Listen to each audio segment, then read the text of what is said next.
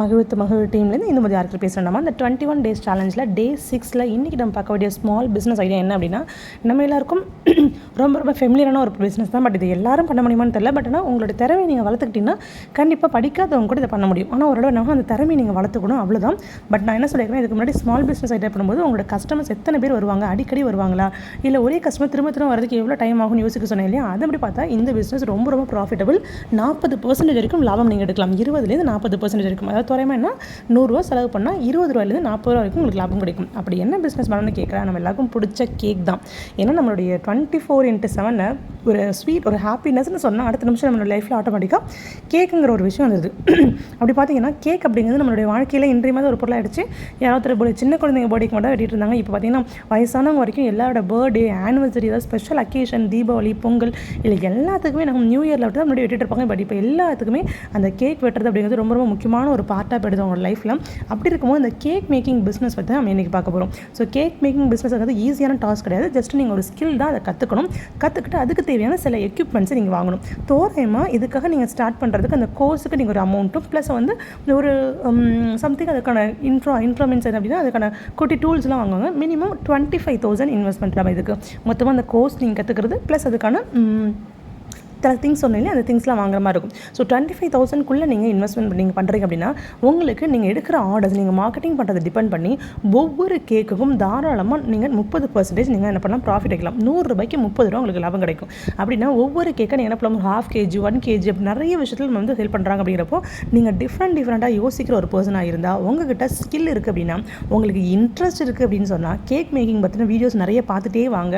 அப்போ உங்களுக்கு ஒரு ஐடியாஸ் கிடைக்கும், கிளாரிட்டி கிடைக்கும். அதுக்கப்புறம் நம்ம எல்லாம் நிறைய யூடியூபர்ஸ், நிறைய இன்ஸ்டாவில் உள்ளவங்களாம் வந்து இந்த கேக் மேக்கிங் பிஸ்னஸ் பண்ணுறாங்க. மகிழ் டீமில் நம்ம இதுக்குன்னு ஒரு ரிசோர்ஸ் பர்சன் பண்ணி பண்ணணும்னு சொன்னாலுமே தாராளமாக பண்ணுறது ரெடியாக இருக்கும். அட் த சேம் டைம் உங்களுக்கு இதில் ரிலேட்டடாக ஸ்கில் இருக்குது அப்படின்னா கண்டிப்பாக என்ன ஆகுனா உங்களுக்கு பட்ஜெட் ஃப்ரெண்ட்லியாக நமக்கு ஒரு டீச்சிங் கொடுப்போம். அட் த சேம் டைம் இதை நீங்கள் பிஸ்னஸ் பண்ணிங்கன்னா நல்ல இன்கம் கிடைக்கட்டாமா.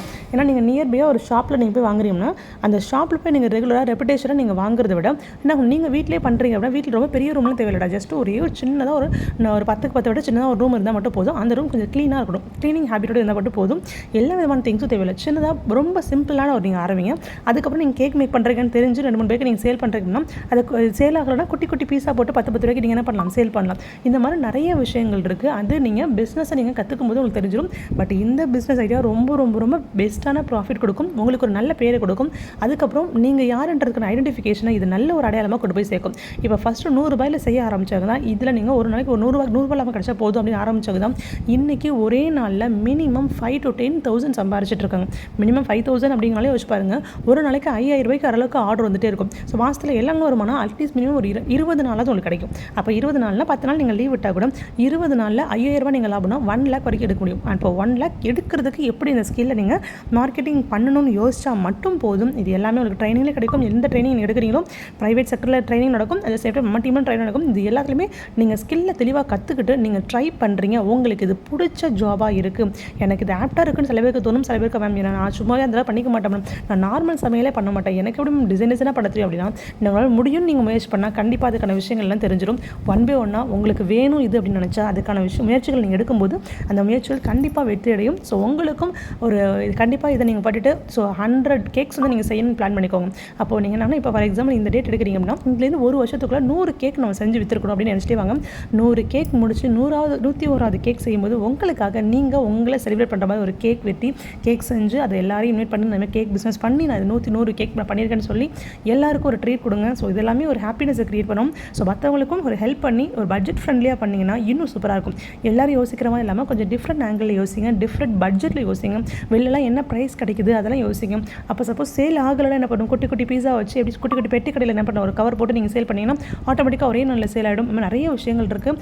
இல்லைன்னா என்ன பண்ணலாம், ரொம்ப பக்கத்தில் உள்ள நியர்பையில் உள்ள மக்கள் எங்கே இருப்பாங்களோ அந்த இடத்துல என்ன பண்ணலாம், சேல் பண்ணலாம். இன்னும் நிறைய விஷயங்கள் இருக்குது. எல்லாத்தையுமே நீங்கள் கற்றுக்கிட்டு அதில் நீங்கள் இன்வால்வாக பண்ணிங்கன்னா இந்த கேக் பேக்கிங் பிஸ்னஸில் கிடைக்கிற லாபம் எதுவுமே எனக்கு தெரிஞ்சில்லை. ரொம்ப பிடிச்ச வேலையை சமைக்கிறது கூட நான் பிடிச்சி செய்வேன் அப்படின்னா நீங்கள் இதை கற்றுக்கலாண்டாமா. உங்களோட லைஃப்பில் ஒரு பெரிய லைஃப் சேஞ்சிங் மொமெண்ட்டாக இது இருக்கும். So wish you all the best. கண்டிப்பாக உங்களுடைய 101வது நாள் உங்களுக்காகவே நீங்கள் வெட்ட போகிற அந்த கேக்காக நான் இப்போ கங்க்ராச்சுலேஷன் சொல்லிக்கிறேன். ஸோ ஃபஸ்ட்டு கங்க்ராச்சுலேஷன்ஸ் என்னோட இருக்கட்டும். என்னோட அப்படின்னா மகிழ் டீம்லேருந்து உங்களுக்கான விஷஸ் வருது. So wish you all the best. க்ரியேட்டிவாக யோசிங்க, க்ரியேட்டிவ் யோசிச்சா உங்களுக்கான விஷயங்கள் எல்லாம் உங்கள் கண்ணு முன்னாடியே வரும். நிறைய நேரங்களில் நீங்கள் தேடினா உங்களுக்கான விஷயங்கள் உங்களை வந்து சேரும். Wish you all the best and have nice day டமா.